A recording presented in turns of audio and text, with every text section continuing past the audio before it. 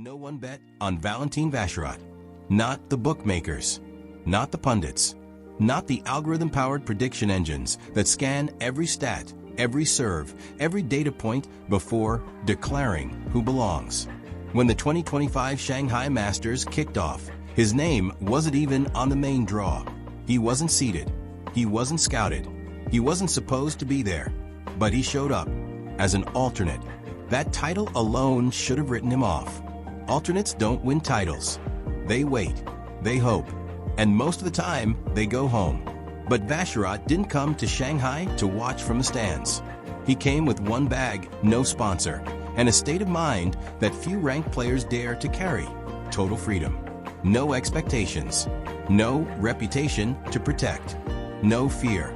And from the moment he stepped onto the qualifying court, no cameras, no press. He began slicing through the draw like a man possessed. Not because he had something to prove, but because he had nothing to hide behind. He beat Bublik, then Draxl, then entered the main draw and dismantled Lajovic with clinical precision. He outsmarted Bublik, outlasted Rune, and when he stood across the net from Djokovic, a 24-time Grand Slam titan, he didn't blink. Straight sets, no drama, no collapse. And the final? Against his cousin, Arthur Rinderknecht, a player who knew his every weakness. Didn't matter. Vacherot was colder, sharper, hungrier. And when the final ace landed, he didn't scream. He didn't fall to his knees. He just looked up, smiled faintly, and said to the mic, "Even in my wildest dreams, I never dared to dream this." That wasn't a soundbite. That was the truth. Because this wasn't just a Cinderella run. It was a mutiny. A man ranked 204 in the world, without backing, without noise, turned the most elite tournament on its head. He didn't just win. He exposed a blind spot. That greatness often hides in the very places the spotlight avoids. And if stories like this hit you harder than any highlight reel, then you're in the right place. Subscribe to Pro Tennis 360, because tennis isn't just played on center court. Sometimes, the real story starts on the court no one's watching. But we're watching, and we'll keep telling it. The system that forgot him, and the story that won't be erased. Valentin Vacherot wasn't groomed by the system. He was ignored by it. Born in Monaco, raised in France. But he was never the prodigy, never the headline. In fact, the French Federation cut him from their development program at 17. Not enough upside, they said. So he left, moved to Texas, played college tennis at Texas A&M, a route that elite juniors often avoid. Too slow, too far, too American. But Vacherot learned something there: how to compete, how to lead, how to grow when no one watches. He turned pro late, without a sponsor, without a hype video, played futures, then challengers, bounced in and out of qualifying rounds. Lost first-round matches with no camera, no fanfare, no forgiveness. But that's what built him. Because what the system called weakness, he turned into armor. He learned to travel alone, train alone, lose alone, and still come back. That's why, when opportunity knocked in Shanghai, he didn't hesitate. He wasn't nervous. He was ready. And now, he's no longer an alternate. He's the blueprint. Not for how to dominate early, but for how to survive long enough for the world to finally catch up. He wasn't discovered. He endured. And that's the kind of story you don't just remember, you retell. Payoff. Not a fluke. A fault line. When Valentin Vacherot lifted the Shanghai Masters trophy, the tennis world rushed to call it an upset. They were wrong. Upsets are accidents, lucky breaks, things you can't explain. But Vacherot's story? It wasn't luck. It was a fault line. A crack in the ATP narrative. A disruption so clean, so undeniable, it forced the entire system to confront a truth it avoids. That greatness is not always loud. It's not always packaged. And it doesn't need permission. For years, tennis has sold a dream. That champions are built in pristine academies, discovered by scouts, molded by federations, and launched with PR campaigns. Vacherot dismantled all of that in 2 weeks. He didn't have the best ranking. He wasn't backed by big brands. He didn't come from IMG or Muratoglu. He had no storyline, no media push. And yet, he stood taller than everyone by the end. Because his story wasn't written for cameras. It was written in the shadows. And now that it's out, ATP can't ignore him. Brands can't overlook him. And fans? They're starting to wonder how many more Vacherots the system buried because they didn't fit the model. So here's the real question. If a man ranked 204 can win a Masters 1000 with no fanfare, no backing, no blueprint, what else are we getting wrong? How many players are grinding in silence, ready to shock the world, if only the gatekeepers let them in? Valentin Vacherot didn't just win a title. He broke a pattern. And that's why this story matters. Not because of one trophy, but because it opened a door for every underestimated player still waiting in the wings. So if this story hit you, if it made you rethink what winning really means, then you're not alone. And you're in the right place. Subscribe to Pro Tennis 360, because we don't just follow the winners. We tell the stories no one else will. We spotlight the players the rankings ignore. And we see greatness before the rest of the world does. Because sometimes the biggest breakthroughs don't start on center court. They start with one quiet match that no one bothered to film. But we did, and we'll keep doing it. Uninvited, unmarked, undeniable. When the Shanghai Masters released its entry list, Valentin Vacherot wasn't on it. Not in the main draw, not in the qualifiers, not even as a name on the press radar. He wasn't seeded, he wasn't covered. To the system, he wasn't even relevant. But he flew to Shanghai anyway. As an alternate, his only shot was if someone else pulled out. And alternates don't travel. They wait at home. They hope from a distance. But Vacherot did the unthinkable. He bet on a gap in the system. He arrived without a coach. No team. No ATP profile push. Just one carry-on, a stringer's number in his phone, and a mindset that screamed, if there's an opening, it's mine. Then came the call. A last-minute injury scratched a name from the list. Vacherot was in, quietly added to the bottom of the qualifying bracket. No announcement, no media blast, not even a tweet. His first match? Nishesh Basaverdi, NCAA standout. Younger, fresher, camera-ready. Vacherot dropped the first set 4-6. But his game didn't unravel. It narrowed.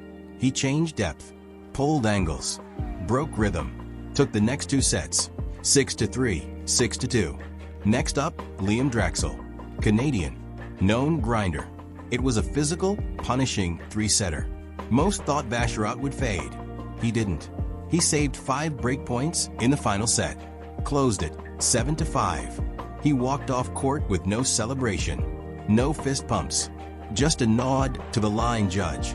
The kind of exit a man gives when he knows this is only the start. That night, ATP updated the main draw, and suddenly, next to a familiar name, there it was. Valentin Vacherot, alt. The parentheses said everything. Not picked, not favored, not expected, but very much in the fight. And for the first time in a long time, the tournament didn't know what was coming. The matches that weren't meant to be watched. You won't find highlight reels of these matches. No slow-mo replays. No crowd roar. Because when Vacherot played the qualifiers, the cameras weren't even pointed at his court. He was the side story to a side story. The guy in the far court while commentators discussed seed projections on another. But those two matches defined everything that followed. His first opponent, Nishesh Basaverdi, came in riding NCAA hype. Fast feet, sharp angles, plenty of press buzz. First set, Basaverdi took it, 6-4. And most figured it would be over quick. But that's where Vacherot did what he always does, adjust. He didn't just fight back. He dissected, changed pace, neutralized the baseline, forced errors, took the next two sets 6-3, 6-2. No racket tosses, no celebration, just an nod. The second match was heavier. Liam Draxl, a player known for dragging opponents into physical trench warfare. The kind of guy who turns 3 rallies into a match. Vacherot dropped the first set again, 4-6. then clawed through a tiebreak in the second, 7-6-5. Third set, a 7-5 war of attrition. At one point, a linesperson offered him a towel. He declined, just stared ahead, fully locked in. When the final point landed, Vacherot didn't even look at the scoreboard. He knew. He was in. No interviews. No celebration photos. Just an updated bracket and his name in print. But here's the part no one talks about. That mental toughness, the kind that looks like cold indifference, isn't built in victory. It's built in obscurity. In matches like these. In courts with 6 people watching. While others waited for spotlight, he sharpened his edge in silence. And it showed. Because when the main draw began, he didn't look like a qualifier. He looked like a ghost with a target. The first Shockwaves. Main draw. Day 1. Vacherot versus Dusan Lajovic. No center court slot. No betting line. Just another early round match tucked in the shadows. But those watching closely noticed something strange. Vacherot wasn't playing to survive. He was playing to command. Lajovic, a seasoned ATP finalist, couldn't find rhythm. Vacherot kept him off balance. Mixed pace. Attacked early. Broke serve with a drop shot and a passing winner combo that barely grazed the line. 6-3, 6-4. Clean. Clinical. And no celebration. Again. Next round? Alexander Bublik. Flashy. Volatile. A human highlight reel. The kind of player fans adore and opponents dread because his unpredictability destroys structure. First set, Bublik did Bublik things. 3-6. Drop shots, aces, lobs. Showmanship. But Vacherot didn't chase. He absorbed. Shifted gears. Second set, Vacherot slowed the match. Dragged rallies. Exposed Bublik's movement. He didn't counter chaos. He defused it. 6-3. Third set, all patterns. All pressure. Vacherot got the break, held serve, and closed it 6-4. Now, the whispers started. Who is this guy? Still no ATP push. Still no buzz on social. But among the locker room, eyes opened. And behind the draw sheets, someone saw what was coming next. Djokovic. Djokovic versus the unknown. Quarterfinals. Djokovic. The test. The measuring stick. The gatekeeper. This is where dream runs end. But from the first rally, something felt different. Djokovic wasn't dictating. He was reacting. Vacherot served hard to the body. Returned deep. Refused to rally wide. He played compact. Low risk. And it worked. First set, Vacherot broke in Game 7 with a surgical backhand down the line. Held serve. 6-4. The crowd was still waiting for the twist. For Novak to switch gears. But every time Djokovic pressed, Vacherot absorbed, then struck. Second set, 6-4. Again, no one believed it. But Vacherot didn't look surprised. He walked to the net like it was routine. Djokovic offered a brief nod, nothing more. Because real recognizes real. And for the first time in the tournament, ATP posted the result in real time. No caption, just the score. 6-4, 6-4. Silence online. Then chaos. Because Djokovic didn't lose to a rising star. He lost to someone the system forgot to track. Someone with no narrative. Until now. Rune, fire, and the long game. If Djokovic was the mountain, Holger Rune was the wildfire. Young, electric, explosive. He came into the semifinals with sharp form and sharper expectations. Ranked in the top 10. Known for his aggressive baseline play and short fuse. It was the perfect storm. And for the first 30 minutes, it looked like the script would hold. Rune came out blazing. Heavy topspin, full court coverage. Angles that tore open space. Vacherot barely had time to breathe. First set, 6-2 Rune. Commentators leaned back in their chairs. Great run, one said. But this is where it ends. Except it didn't. Vacherot didn't change his strokes. He changed the tempo. Slowed the match. Gutted rallies. Fed Rune rhythm. Then ripped it away. He hit moonballs when Rune wanted pace. Dropped shots when Rune set his feet. A chess match against a firecracker. Second set, tiebreak. Rune hit an ace, smirked. But Vacherot didn't flinch.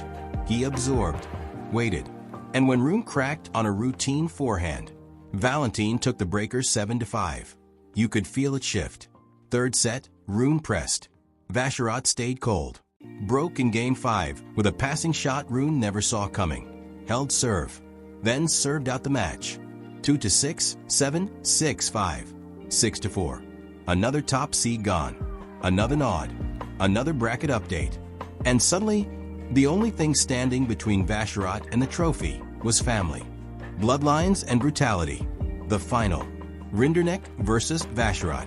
Cousins. Teammates. Rivals. They'd shared summer training camps. Shared coaches. Shared Christmases. But on that court, they shared nothing. Rinderknech started stronger. Big serve. Clean net play. More composed. First set, 6-4. Valentin looked tight. Nervous for the first time. But then it flipped. Second set, he started reading serve patterns. Attacked second serves. Rallied deep into Rinderknech's backhand. Broke at 3-2. Closed 6-3. Final set. Pressure. Legacy. National eyes watching. One misstep and it's over. But Vacherot was made for this. At 3-3, he hit a backhand pass that silenced the crowd. Broke serve. Then held it love. And at 5-3, he stepped up to serve for the title. He landed his first ace of the match. Then another. Then a short rally. A forehand wide from Rinderknech. Game, set, match. He didn't drop his racket. Didn't fall to the ground. He walked to the net. They embraced. 2 careers. 1 bloodline. 1 champion. And just like that, the alternate had become a Masters 1000 winner. The line, the look, the legacy. When the final point dropped, there was no roar. No chest pound. Just a man staring at the sky, trying to process what had just unfolded. The mic came, but Vacherot didn't give a speech. He gave a sentence. Even in my wildest dreams, I never dared to dream this. That quote traveled farther than any shot he hit. Headlines, T-shirts, Reddit threads. It wasn't flashy. It was human. Because this one wasn't just a ranking boost. It was a system glitch. The ATP didn't spotlight him. Brands didn't back him. But here he was, champion. From alternate to legend. In the post-match presser, a journalist asked, "What changed this week?" Vacherot just smiled. "Maybe nothing.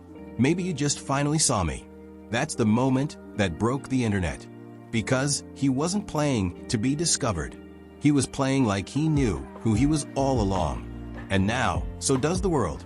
The stats that lied, and the mind that won.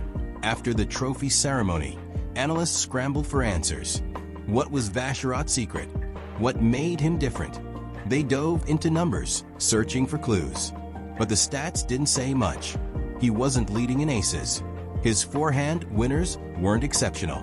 He didn't hit the highest average serve speed. No flashy net approaches. Nothing that screamed champion. Because his weapon wasn't on paper. It was between his ears. Mental game. That's what made him dangerous. That's what made him historic. Where other players cracked at 30, he settled. Where top seeds looked to their box for answers, he looked inward. Where the spotlight made others shrink, he vanished into calm. In Shanghai, he didn't chase winners. He chased space, court control, fatigue. He let opponents overplay, overhit, overthink. He made them race. He didn't win because he was better. He won because he was colder. And that isn't trained in academies. That isn't tracked by radar. That's what comes from years of being overlooked. From sleeping in hostels during challenger tours. From learning not to flinch when the breaks don't come. That's why this wasn't luck. It was long overdue. And it's why every coach watching that final didn't ask, "How did he do that?" They asked, "Why didn't we see it coming?"